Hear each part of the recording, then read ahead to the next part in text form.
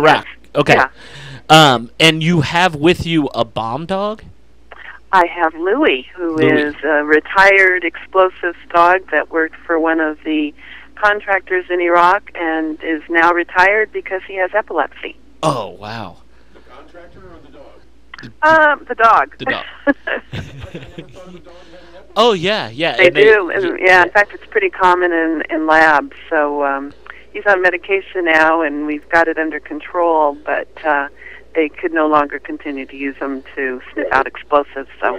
Well, and when I heard you were coming to town, I told the Snuggle Rescue, Sharon Mogg, that I'd love to get you on the radio, mainly because you have been doing this, like No Dogs Left Behind, rescuing dogs from pretty much every catastrophe, Katrina, you name it, and then she started going out to Baghdad, and you did Operation Baghdad Pups.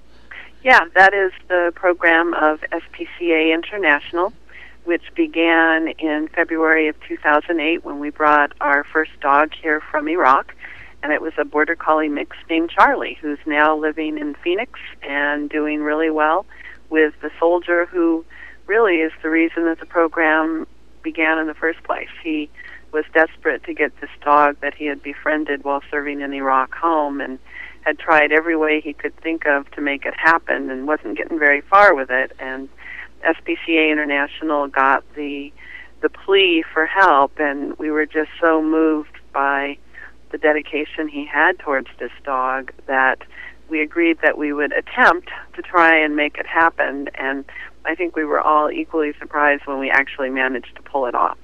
And since then, we've brought back a total of 350 dogs and cats that are all now living with that soldier or contractor that befriended them while they were in Iraq. That is awesome. I spent 3 years in the Army, and I can assure you that, although I was not in a combat situation, that little touch of home or intimacy or having something that's not involved with the military effort, when you come back at night, you could sit down and pet the dog or the cat or whatever, and the feelings that you have for these animals as well, when you have these situations where you know they're having a traumatic experience. And Yeah, definitely. I mean, there's a bonding there that's very, very difficult to explain. Yeah. And also having lived overseas and many friends that are now expats, just what it takes for them to get their pets to go with them. Right. The paperwork just to take the family cat or dog with them when they move to another country is astronomical. Yeah, I can only imagine what it would be to bring one of these animals back from a war zone. And what's really cool, our listeners will be able to, hopefully the middle of today, Terry's actually coming to the pet doctor, and Dr. Marcy's going to do an exam on Louie just to make sure he's doing okay from the travel. And I'm going to videotape it, so our listeners will be able to meet Terry on video and Louie as well. Terry, I understand this is the only interview you're giving in the St. Louis area. I want to thank you for that. Well, thank you. I'm pleased to do it. We're kind of moving across country, stopping in a lot of different places, so our agenda's pretty full. If you could explain to us, again, having been in the military, I know, and working with the city government with their police dogs and so on, these are very highly trained and skilled animals, in some cases years of training. To bring them back to a civilian situation, irregardless of the fact that poor little Louie's got epilepsy or whatever, do they have to be deprogrammed, or what does it take to bring them back from that environment, the working environment?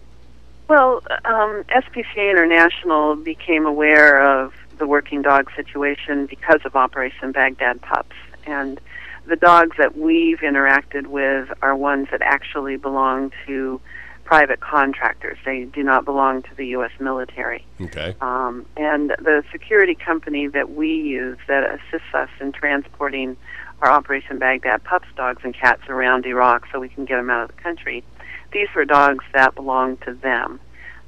We've actually brought out a total of 8, and all of them have adapted very well to their new home life.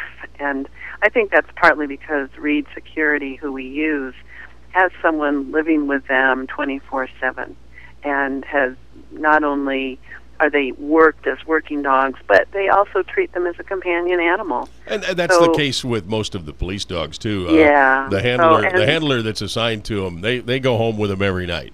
Right. Exactly. And these dogs were in no way trained to be aggressive, so they're very friendly and love being around people, which they have to like, because in Iraq, when they're working them, they are taking them into office buildings, different places where there's lots of members of the public, and I never thought they of that.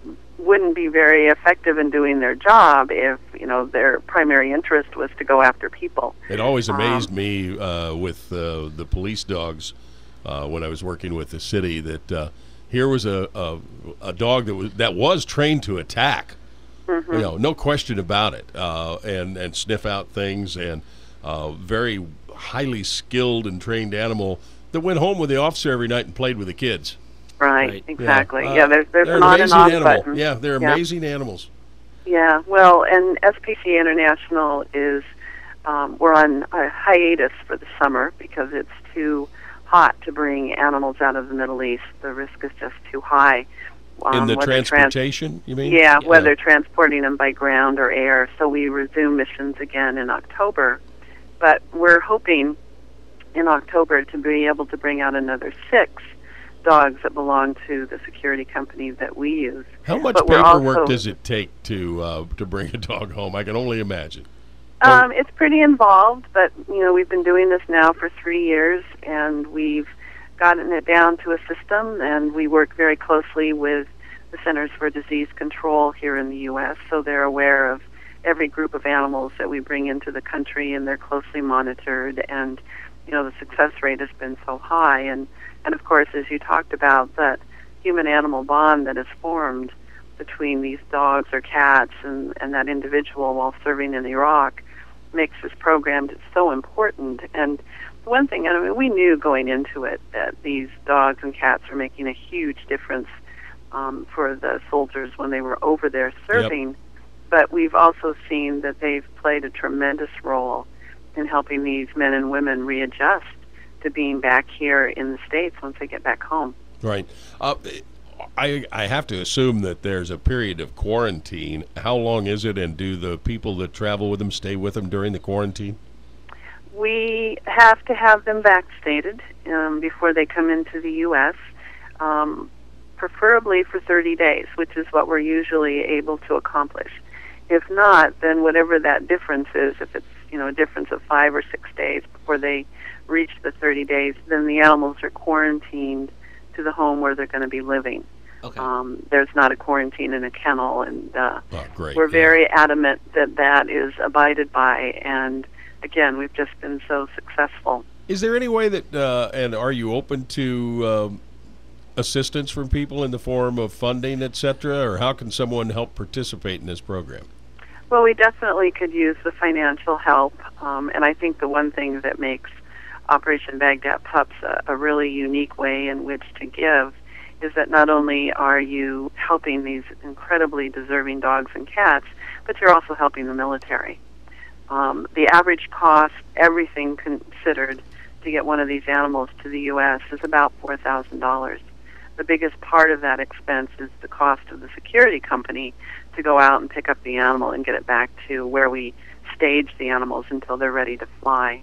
The dangers are still there in Iraq. Yeah. Thankfully it's getting better, but Brad, it's still a country that's in turmoil. So Brad just showed me a picture, I guess it's from your website, of a puppy curled up on the ground to sleep under a soldier's helmet with a rifle laying next to it. That is the most touching photo I have ever seen, other than the one that Brad had with the puppy that adopted the raccoon. Yes. Well, and I was just showing him because people can donate on the website I just showed him, and it's www.spcai.org. And there's a section called Baghdad Pups, and you can watch the videos of some of the pups, YouTube pups. The work that you're doing is amazing. Did I hear right that you're stopping in Joplin? Yes, we're going to be going to Joplin, Missouri. SPCA International is giving an emergency grant to help in the ongoing recovery efforts Bless you. that the Humane Society there is involved in. The last we heard, they had brought in about 800 animals that had been affected by the storm. A fellow that works with me went down there within the first day or two after the tornado to videotape for the Humane Society. And was inside the police lines and so on. And there's no way I can explain to our listeners on the radio what kind of devastation was there, and the animals that they found, and the Humane Society's facilities there were part of the destruction. They were just gone, blown away. Well, and I think what I've seen happen so often in disasters, because I've responded to 71 during my years of doing disaster relief work for Did you animals. start when you were 5 or what? No, I was a little older than that. But initially, there's just such an incredible outpouring of support. Yeah. And then it that tapers off. dwindles very quickly, but the needs continue. Right. So SPCA International, we kind of think of ourselves as the second wave of support. Good for you. When things are not as, forthcoming. So we have our Shelter of the Week program, which is where the emergency grant program falls in. So, if people want to help in that way, or help these incredible dogs and cats and the men and women in Iraq that are caring for them, because we already have a list going of animals that will be coming out in the fall. They can go to our website at spcai.org, and the support would be greatly appreciated. All right. I don't know if you heard earlier or not, but we have a little 8-week-old kitten here in the studio with us that just got adopted last night. Oh, perfect. Yeah, perfect. And she is having a ball. I mean, she's made the studio her own, thoroughly fascinated with the coiled cords on a pair of headphones. It's the greatest thing in the world to play with, other than my shoelaces, which she's untied both of them. But animals are so great, and what you and your organization do for them is nothing short of a miracle. Thank you for your time, Terri. Well, it's our pleasure to do this. All right. Anything else you would like to share with the listeners before you? Well, I just, again, thank you for having me on, and, I encourage people to get behind these efforts, because it really, truly does make a difference. Well, we hear the stories, women. we hear the stories of, I think there was a soldier in this area that managed to bring one animal home, and I think there was a unit out east that the whole unit stood up and begged and got their pet that they had adopted over there to come home. But I had no idea that there was an organized effort or a group that could assist with that, and bless your heart for doing so. Yeah, well, we've had some huge successes, and, we want to see them continue. Even though, we kind of think of the war in Iraq being over with, we still have a presence there, and we will for some years to come. And it's just inevitable. Americans are animal-loving people, and unfortunately, Iraqis have very little regard for animals. In fact, they will go out of their way to cause them harm. And when men and women see this happen, and they're needing that human-animal touch, that bond, that companionship, they just gravitate towards them. And I think the last thing that these men and women need to have, as baggage that they bring home with them, is that heartbreak of having to leave that animal behind that they got so attached to. Precisely. And some of these animals, I think, also are being used with therapy for returning soldiers with traumatic stress syndrome and so on. Are they not?